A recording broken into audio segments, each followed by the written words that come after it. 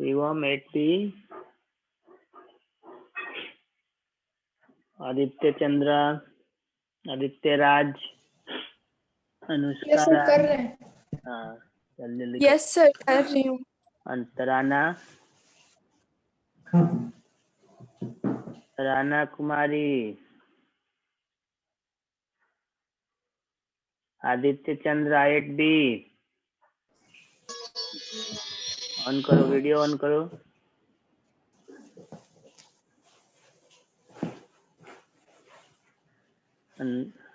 Shivam Kumar 8K है, 8K। Yes sir. करो, on करो वीडियो।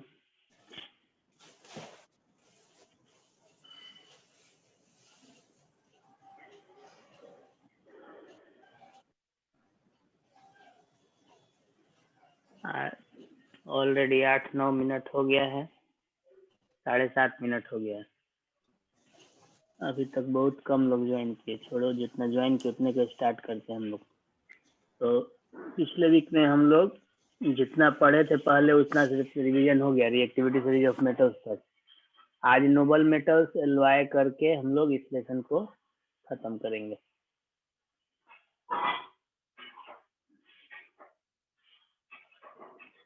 स्क्रीन शेयर हुआ?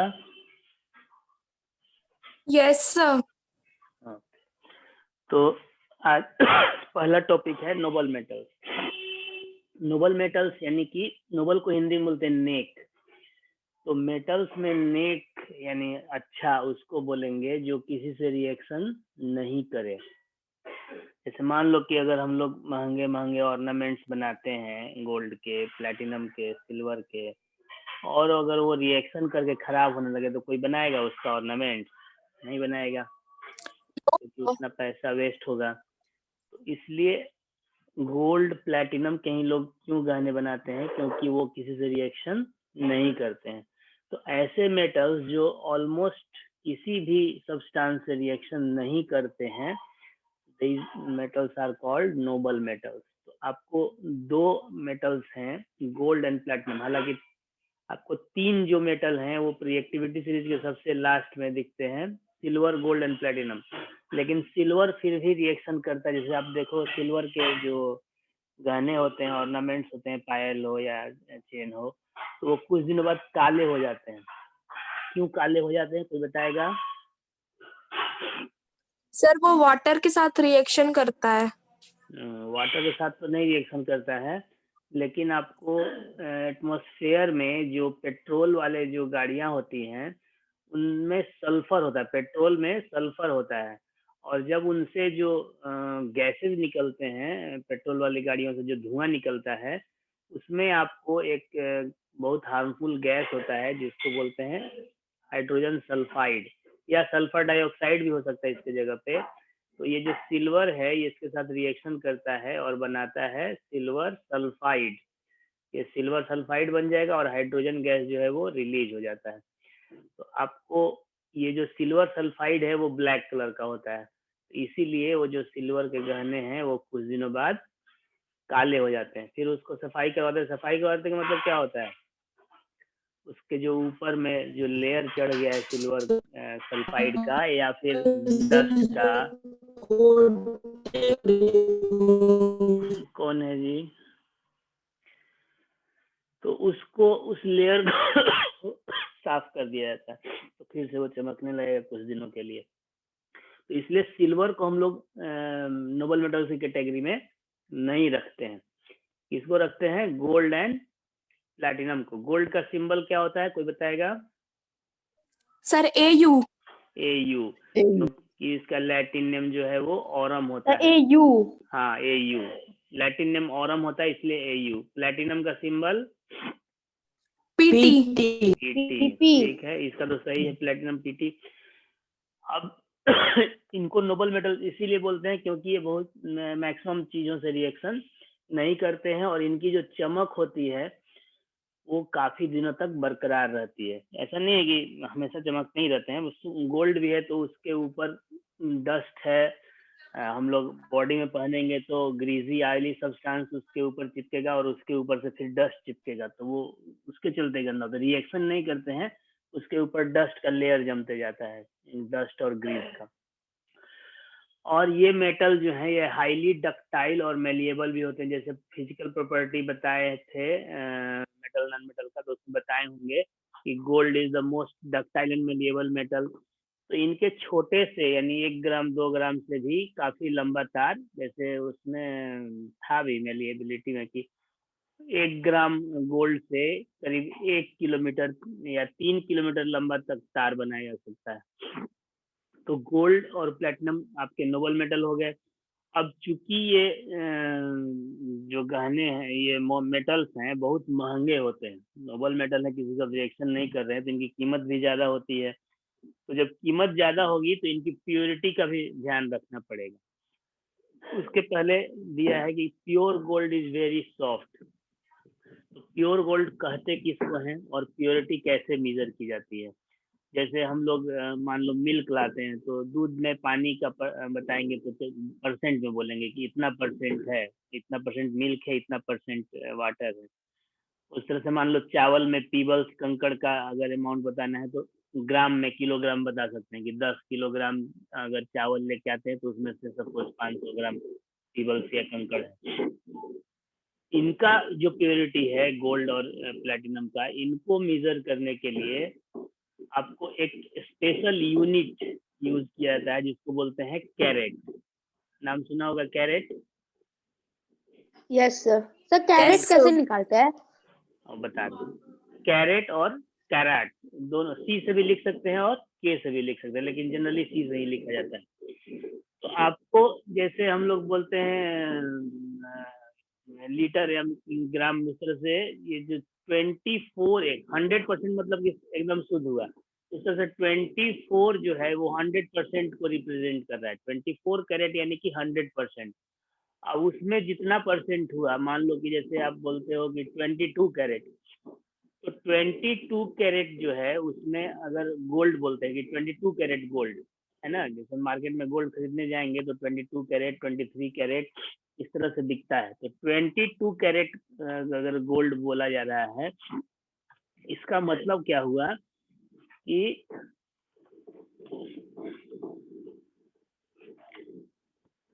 अब इसमें टोटल 100% को कितना पार्ट में बांटा गया? 24 पार्ट में। तो 24 पार्ट में से 22 पार्ट जो है वो हो गया गोल्ड का, और प्लस 2 पार्ट जो है अब उसको हार्ड बनाने के लिए या तो सिल्वर यूज होगा या फिर कॉपर यूज होगा। जैसे आप देखोगे मार्केट में गोल्ड के जो कलर के हिसाब से देखेंगे तो 2 टाइप के कलर मिलते हैं, एक थोड़ा येलोइश गोल्ड होता है और एक होता है रेडिश गोल्ड, मतलब हल्का ब्राउनिश या रेडिश होगा, मतलब वो उतना पीला नहीं होगा। उसका कारण ये है कि चूंकि गोल्ड जो 24 कैरेट गोल्ड है, प्योर गोल्ड जो है वो बहुत सॉफ्ट होता है, तो उसके ऑर्नामेंट्स नहीं बनाए जा सकते। ऑर्नामेंट्स बनाएंगे तो इतने सॉफ्ट होंगे कि ऐसे पकड़ेंगे तो कान में से, नाक में से, सब में से निकल जाएगा, मुड़ जाएगा, अपने शेप में नहीं रहेगा। तो उसको हार्ड बनाने के लिए उसमें सिल्वर या कॉपर मिलाया जाता है। तो जितना पार्ट मिलाया जाएगा उतना ही गोल्ड का अमाउंट कम होते जाएगा और सिल्वर कॉपर का बढ़ाते जाएगा। तो 22 कैरेट मतलब कि 22 पार्ट गोल्ड हो गया और 2 पार्ट सिल्वर या कॉपर हो गया। अब कोई बोले कि परसेंट बताइए, तो परसेंट ऑफ गोल्ड, जैसे कोई पूछेगा कि 22 कैरेट गोल्ड में कितना परसेंट गोल्ड है, तो परसेंट ऑफ गोल्ड इन कितना में 22 कैरेट में। 22 carats. तो जितना दिया है उसको रखेंगे ऊपर, ठीक है, और इनटू करेंगे 100, साथ में परसेंट का सिंबल लगाएंगे और डिवाइड करेंगे कितना से, तो 100% कितना को कहते हैं? 24 को। हाँ, तो इसको अब जब सोल्व करेंगे हम लोग तो आपको आ जाएगा, मिनट सोल्व करके बताते हैं।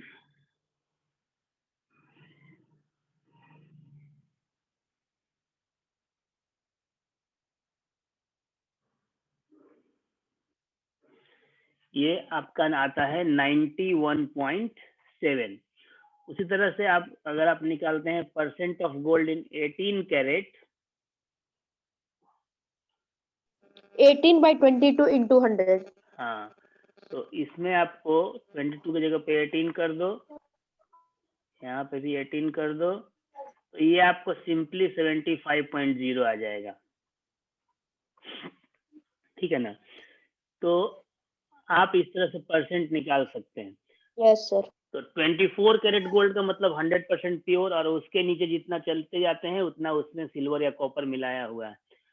अब आप मार्केट में जाओगे गोल्ड खरीदने, तो एक नया कंसेप्ट, नया टर्म आजकल 10-15-20 साल से यूज हो रहा है, हॉल मार्किंग। ये हॉल मार्किंग क्या है, कोई बता सकता है? हॉलमार्क गोल्ड बोलते हैं। अब मार्केट में 2 टाइप के गोल्ड मिलते हैं, एक आपको लोकल गोल्ड हो गया, एक हॉलमार्क हो गया। हालांकि अब तो गवर्नमेंट ने बैन कर देगी, सारा हॉलमार्क ही बिकेगा। तो हॉलमार्क कोई बता सकता है क्या होता है?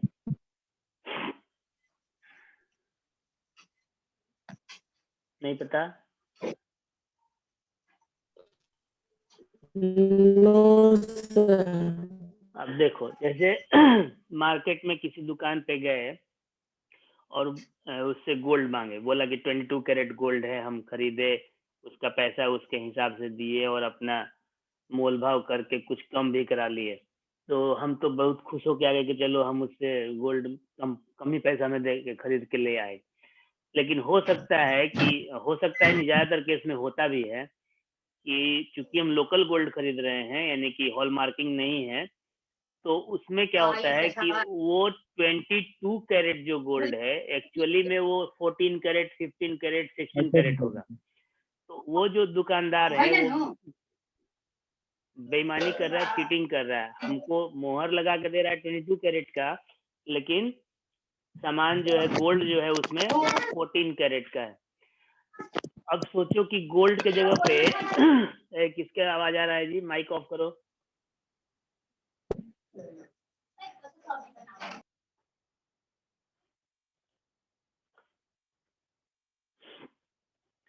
तो अगर शिवम तुम्हारे घर से आवाज आ रहा है, तो समझो कि अगर हम 22 कैरेट के जगह पे 15 कैरेट गोल्ड लेकर के आए, तो 7 कैरेट गोल्ड के पैसा दिए, लेकिन उसके जगह पे हम खरीद के लाए उतना पैसा का कॉपर या सिल्वर। तो कॉपर और सिल्वर और गोल्ड के प्राइस में बहुत ज्यादा का अंतर होता है, तो वो चीटिंग हो रहा है। अब ऐसी घटनाएं बहुत जब बढ़ने लगी, तो गवर्नमेंट के पास बहुत सारा कंप्लेन गया। तो गवर्नमेंट ने, जैसे आप देखोगे कि बिजली के सामान खरीदने जाओगे तो देखते हैं आईएसआई मार्क है कि नहीं। आईएसआई मार्क क्या है? एक सर्टिफिकेशन है कि जो भी सिक्योरिटी सेफ्टी मेजर है वो उसको फॉलो करता है। तेल जितने खरीदने जाएंगे, ऑयल, चाहे वो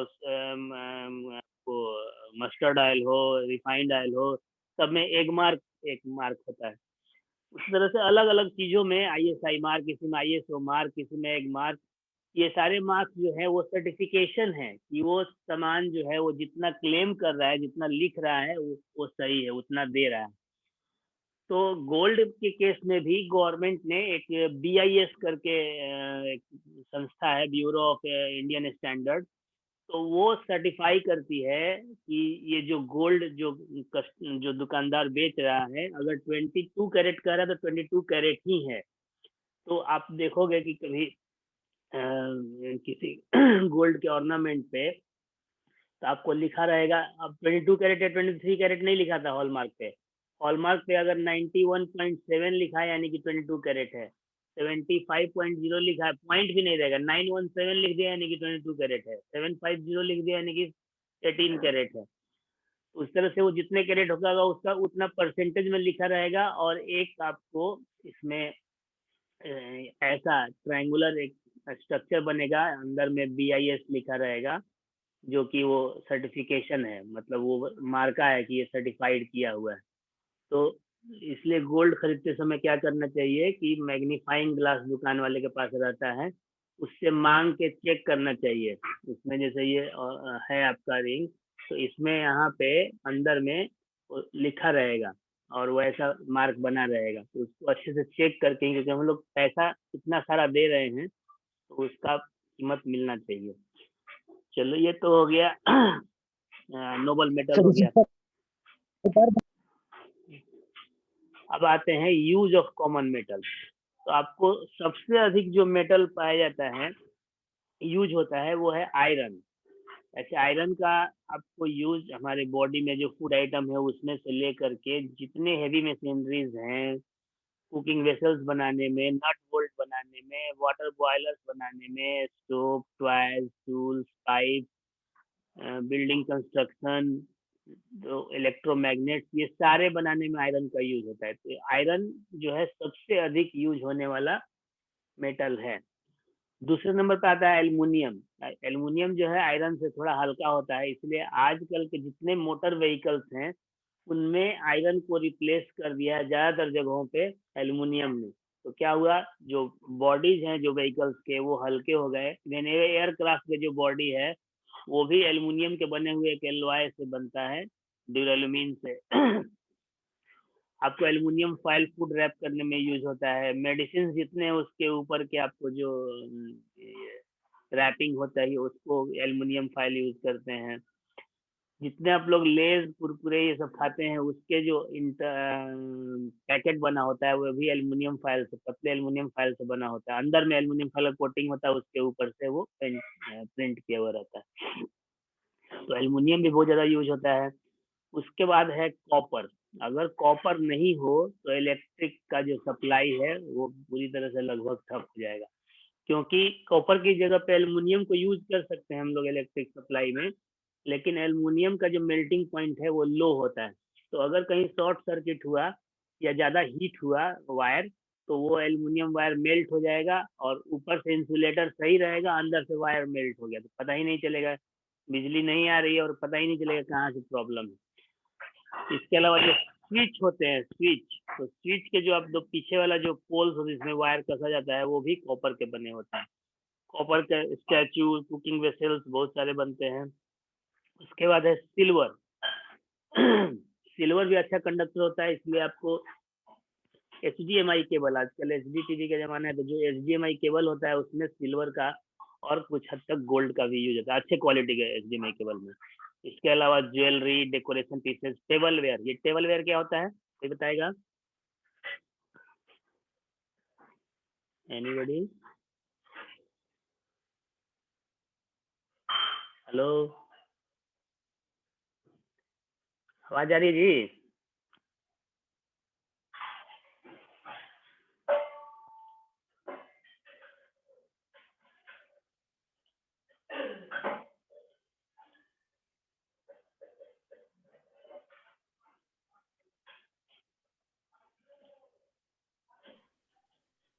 Yes, sir.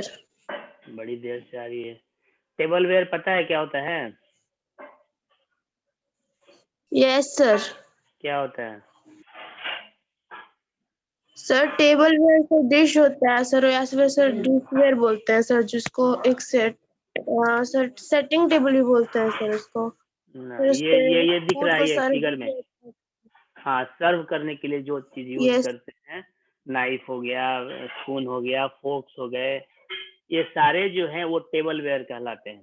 तो आपको टेबल वेयर में यूज होता है सिल्वर के आर्टिकल्स बने हुए। सिल्वर फाइल्स यूज करते हैं मिठाइयों पे, फूड आइटम को डेकोरेट करने में। और सिल्वर एक अच्छा कंडक्टर है, तो कंप्यूटर में, HDMI केबल में, जैसे पहले बताएं, उसमें भी यूज होता है। ठीक है, इसके अलावा और भी बहुत सारे मेटल हैं, गोल्ड है, प्लेटिनम है, सबका अपना अपना यूज है, किसी का कम है, किसी का ज्यादा है। अब देखते हैं हम लोग एलॉयज। कभी कभी क्या होता है कि प्योर मेटल से काम नहीं चलता है, जैसे आयरन। आयरन एक बहुत अच्छा मेटल है, बहुत स्ट्रॉन्ग मेटल भी है, लेकिन उसमें रस्टिंग बहुत जल्दी होती है, जंग बहुत जल्दी लगता है।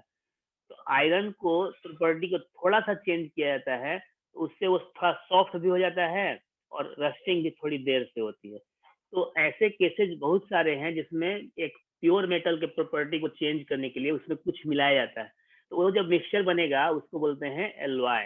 तो एलॉय यानी हिंदी में बोलते हैं मिश्र धातु, यानी कि मिक्सचर ऑफ मेटल्स।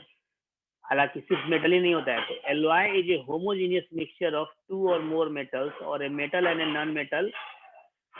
तो इससे क्या होता है कि मेटल की प्रॉपर्टी को बदला जाता है, मेल्टिंग पॉइंट को घटाया बढ़ाया जा सकता है, उसमें कोरोजन देर से हो वो प्रॉपर्टी आ जाए, उसको स्ट्रॉन्गर और हार्डर बनाया जा सके, तो ये सब प्रॉपर्टी चेंज करने के लिए एलॉयज बनाए जाते हैं।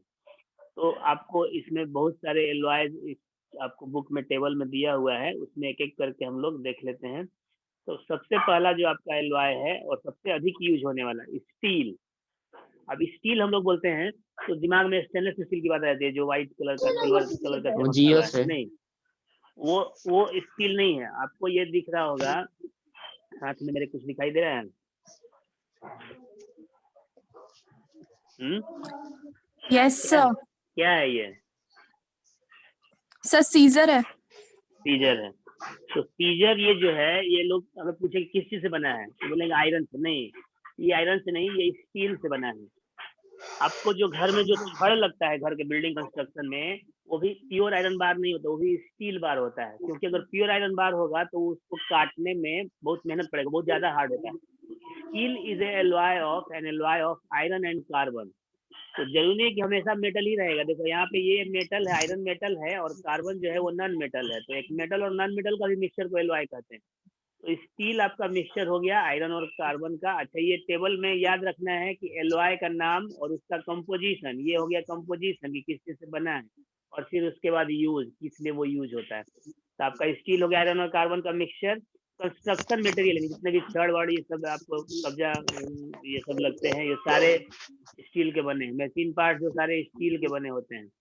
उसके बाद आता है स्टेनलेस स्टील, जो सिल्वर व्हाइट कलर का चमकता हुआ होता है। तो वो आयरन, क्रोमियम और निकेल, ये तीनों ही मेटल हैं, इन तीनों का मिक्सचर है। जितना ज्यादा क्रोमियम और निकेल का अमाउंट ज्यादा होगा, आयरन का कम होगा, स्टेनलेस स्टील का क्वालिटी उतना ज्यादा अच्छा होगा। इसका यूज आपको मेटेलिक ये कुकिंग यूटेंसिल यानी बर्तन बनाने में होता है। कटलरी यानी आपको अभी जो बताया, चाकू, छुरा, कांटा, जो फोर्क, टेबल वेयर होता है उसको बनाने में। सर्जिकल इम्प्लीमेंट, ये जो डॉक्टर लोग सर्जरी में यूज करते हैं, चिमटा हो या सीजर हो या नाइफ हो, उनके लैंग्वेज में कुछ और बोलते हैं उसको, वो सारे बनाने में स्टेनलेस स्टील का यूज होता है। इसके अलावा भी बहुत सारे स्टेनलेस स्टील के चीज बनते हैं। ब्रास यानी पीतल, तो आपको ये कॉपर और जिंक का मिक्सचर होता है। जितना ज्यादा कॉपर उतना अच्छा क्वालिटी ब्रास का कहलाएगा, उतना ही महंगा मिलेगा, और जितना ज्यादा जिंक उतना ही लो क्वालिटी, दाम उतना कम हो जाएगा। तो ब्रास यानी पीतल का यूज आपको बर्तन बनाने में, डेकोरेटिव स्टैचू बनाने में, नट बोल्ट ये सब बनाने में। इवन आजकल बहुत सारे जो आपको इलेक्ट्रिक अप्लायंस है उसके नट बोल्ट ये पोल्स बनाने में भी यूज होता है। नेक्स्ट है ब्रोंज। ब्रोंज यानी कांस, जो ओलंपिक में मेडल वेडल मिलता है, तो वो आपको कॉपर और टीन का बना होता है। टीन भी एक मेटल है, तो इसका भी यूज कुकिंग यूटेंसिल बनाने में यानी बर्तन बनाने में, क्वाइन बनाने में आजकल नहीं यूज होता है। मेडल, स्टैचूज, डेकोरेटिव आइटम्स ये सब बनाने में ब्रोंज का यूज होता है। नेक्स्ट है जर्मन सिल्वर। अब जर्मन सिल्वर में आपको सिल्वर कहीं नहीं दिखेगा, नाम जर्मन सिल्वर है लेकिन इसमें सिल्वर नहीं है। तो ये जो जर्मन सिल्वर है आपको कॉपर, जिंक और निकेल का मिक्सचर है, और इसका यूज टेबल वेयर, जैसे देखोगे बहुत सारे लोग के घर पे जो टेबल पे थाली, कटोरी, चम्मच, चाकू ये जितने होते हैं सब दिखेगा चांदी का, लेकिन एक्चुअली में वो सिल्वर का नहीं होता है। क्योंकि सिल्वर का होगा तो वो काला हो जाएगा कुछ दिनों में, और जर्मन सिल्वर का होगा तो काफी दिनों तक उसका जो चमक है वो मेंटेन रहेगा। बहुत सारे लोग गिफ्ट देते हैं ना, पेन, चांदी का, सिल्वर का पेन या की रिंग, वो सारे जर्मन सिल्वर के बने होते हैं। शायद ही कोई उसमें सिल्वर का बना होता है। दीपावली में अभी धनतेरस आ रहा है तो बहुत सारे जो दुकान वाले हैं वो सिल्वर के नाम पे, सिल्वर कॉइन के नाम पे जर्मन सिल्वर का भी कॉइन बेच देते हैं। नेक्स्ट है ड्यूरेलुमिन। अब ड्यूरेलुमिन में 4 मेटल होते हैं, एल्यूमिनियम, कॉपर, मैग्नीशियम, मैग्नीज। तो ये चारों मिल करके ड्यूरेलुमिन बनते हैं। एयरक्राफ्ट के बॉडीज यानी जो हमारे प्लेन्स होते हैं उनके बॉडी बनाने में, ऑटोमोबाइल के पार्ट्स बनाने में, और अंडर सी वेसल जो पनडुब्बी डुब्बी होती है ना, सबमरीन, उसको बनाने में, या उसको समुद्र के अंदर में जो ये ऑयल के जो स्पिल्स लगाए जाते हैं, जो तेल को निकालने वाले, उसको बनाने में ड्यूरेलुमिन का यूज होता है। नेक्स्ट है एल निको। एल नी ओ 3 पार्ट है, L for aluminium, Ni for nickel और CO फॉर कोबाल्ट। तो इसके नाम में ही तीनों मेटल्स का सिंबल छुपा हुआ है। और ये जो मैग्नेट्स, जो परमानेंट मैग्नेट्स होते हैं, उनको बनाने में यूज होता है। और लास्ट है आपके बुक का गन मेटल। तो गन मेटल कॉपर, टीन और जिंक तीनों का मिक्सचर होता है, और इसको गन बैरल्स बनाने में और बहुत सारे जगहों पे इसका जो चश्मे होते हैं स्पेक्टिकल्स, उसका फ्रेम बनाने में भी यूज होता है। ठीक है कि सब भाग गया? सर है लोग। हाँ, अब लास्ट टॉपिक है आपका यूज ऑफ नॉन मेटल्स। तो नॉन मेटल में आपको मालूम है कि सबसे अधिक ऑक्सीजन यूज होता है। क्यों? क्योंकि ऑक्सीजन सारे लिविंग क्रिएचर को जिंदा रहने के लिए चाहिए ही चाहिए। ऑक्सीजन के बाद फिर आते हैं नाइट्रोजन। तो नाइट्रोजन डायरेक्ट यूज नहीं होता है, एटमॉस्फेयर में जो नाइट्रोजन है वो डायरेक्ट नहीं यूज होता है, वो पहले नाइट्रेट्स या नाइट्राइट्स के फॉर्म में कन्वर्ट होता है, उससे फर्टिलाइजर्स बनते हैं। नाइट्रेट्स और नाइट्राइट्स से प्रोटीन बनता है जिसको प्लांट्स यूज करते हैं, और फर्टिलाइजर्स बनता है जो कि प्लांट्स के ग्रोथ में यूज होता है। फॉस्फोरस, माचिस, जितनी माचिस की तिलियां होती है उसको बनाने में फॉस्फोरस और फॉस्फेट्स, जो नाम सुने होंगे, फॉस्फेट्स फर्टिलाइजर्स का मेन। शुरू हो गया। क्या हो गया? संस्कृत के क्लास। तो जाओ, जरूरी है संस्कृत क्लास। तो फर्टिलाइजर्स बनाने में और मैच बॉक्स यानी माचिस की तिल्ली बनाने में यूज होता है। आयोडीन एंटीसेप्टिक, जैसे आप को कहीं कट गया, जख्म हो गया, तो आप जब जाओगे किसी डिस्पेंसरी में हॉस्पिटल में, तो आपको एक ब्लू कलर का एक मेडिसिन लगा दिया जाता है, लिक्विड, वो एंटी आयोडीन टिंचर कहलाता है। आयोडीन टिंचर, TINCTURE, वो आयोडीन और वाटर का सोल्यूशन होता है, या आयोडीन और अल्कोहल का सोल्यूशन होता है। तो एंटीसेप्टिक यानी कि वो आपको टेटनस से बचाने का जो एक लिक्विड यूज करते हैं, दैट इज कॉल्ड एंटीसेप्टिक, वो आयोडीन से बनता है। सल्फर, जो आप अभी दीपावली में पटाखे जलाएंगे तो सारे में जो बारूद यूज होता है उसको बनाने में सल्फर का यूज होता है, और इसके अलावा सल्फ्यूरिक एसिड बनाने में यूज होता है। सल्फ्यूरिक एसिड को किंग ऑफ केमिकल्स कहा जाता है, क्योंकि सल्फ्यूरिक एसिड खुद भी यूज होता है, बहुत सारे यूज है उसके, और बहुत सारे अदर केमिकल्स के बनाने में भी यूज होता है। उसके बाद है डायमंड और ग्रेफाइट, ये दोनों कार्बन के फॉर्म है।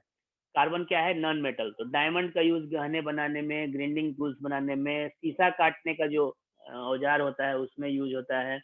ग्रेफाइट का यूज आपके पेंसिल के लेड के रूप में यूज होता है, और जो ड्राई सेल्स होते हैं, छोटे वाले जो सेल्स होते हैं, उनमें भी इलेक्ट्रोड्स बनाने में ग्रेफाइट का यूज होता है।